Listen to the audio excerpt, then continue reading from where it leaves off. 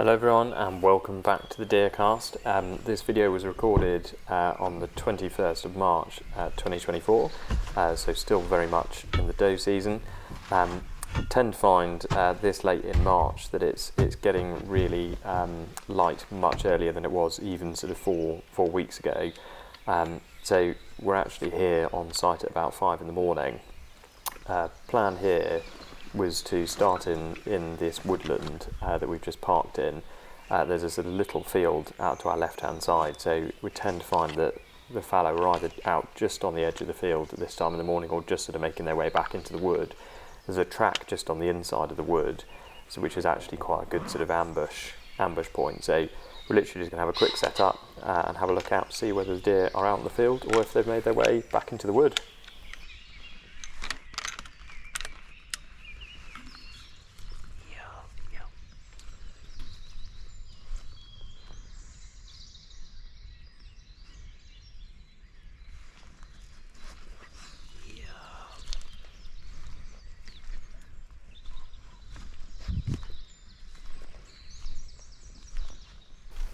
So we're now out on the field with a car directly behind us and the main chunk of the wood off to our right, sort of stretching off into the distance.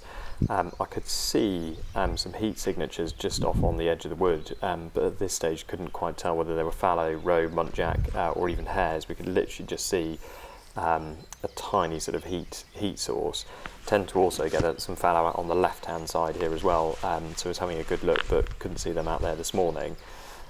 Because of the way this field sort of drops or sort of rises and then drops away, often you see what you think are very small heat sources, but actually as you sort of get to the crest of this field, you suddenly realise it's a big mob of fallow. So we're just going to creep a little bit further up. There's a small hedgerow ahead of us and have a look whether they're fallow or not.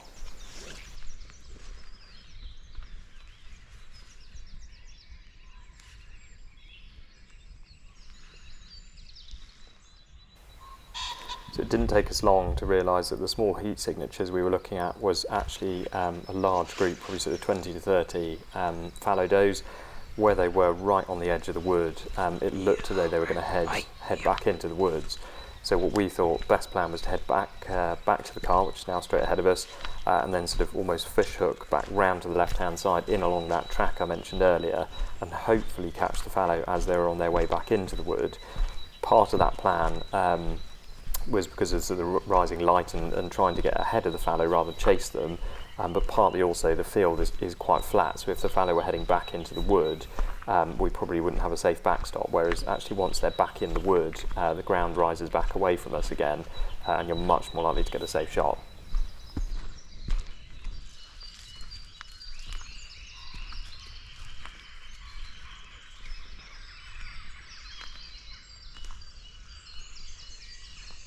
So we're now back in the woodland, walking along that track I was mentioning earlier, and it runs the length of the woodland right up against the woodland edge, probably sort of 12 foot inside the wood, so it's a perfect ambush spot for fallow. As you can see from the video, the light has come up really quickly since we first started recording, and just to put it in context, it's probably only a period of about 10 minutes, and again in 10 minutes time it'll be sort of pretty much daylight. So again, at this time of year, light is coming up super quickly.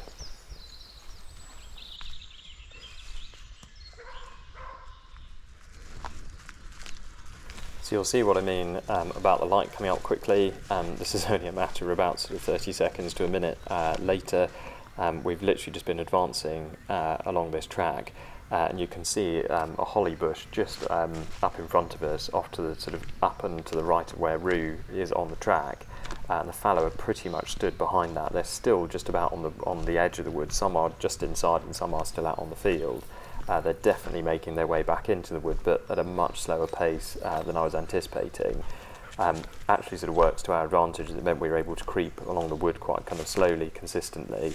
At this point, I thought to myself I'd edge up to the woodland edge where this fence line is and just see if there was a possible shot on one of them, just pretty well on the fence line.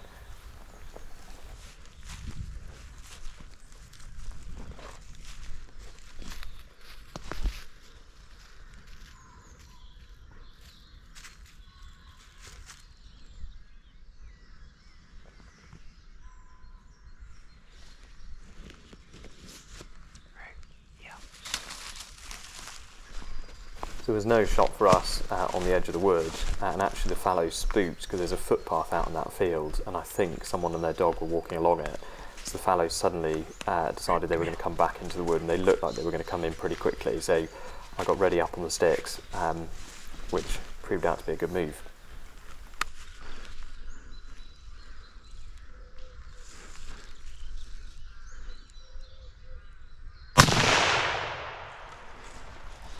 So we managed a chest shot on a fallow doe there that stood perfectly broadside for us. The rest of the group then charged off to the right, or well, some of them did, back further deeper into the wood, and the ones that were still out on the field decided they were going to head off in a completely opposite direction. I thought if we repositioned quickly enough, we might get a shot at another one out of the group.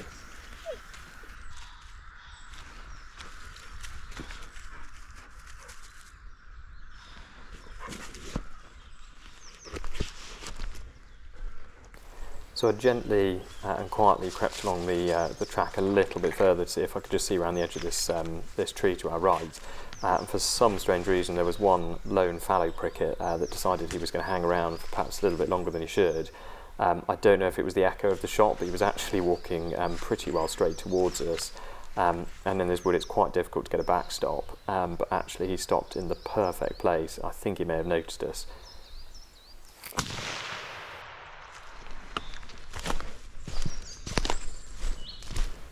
So we waited another few minutes to see if any more fallow moved around or presented us with a shot, but actually by this point the ones that had gone into the wood had long since disappeared, and the ones that had stayed out on the field again had also sort of long since disappeared in completely opposite direction.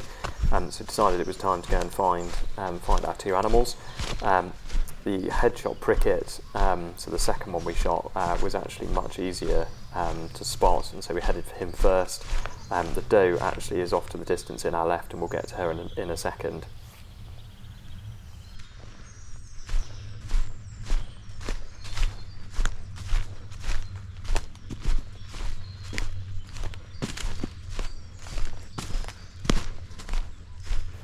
So because this deer was headshot, I've actually cut out the footage of us getting up to it, as I didn't think YouTube particularly liked that.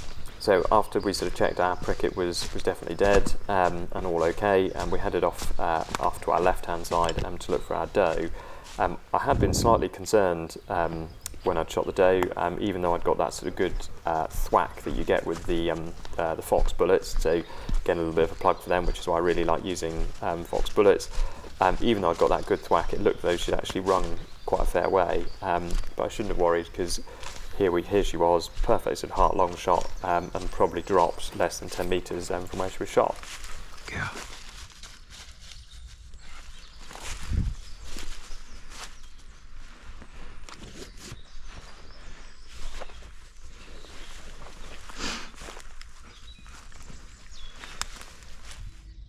So there you have it, everyone. Another 2 fallow deer culled for us. We're in the last week of March, or sort of penultimate week of March now. So every deer matters for us here.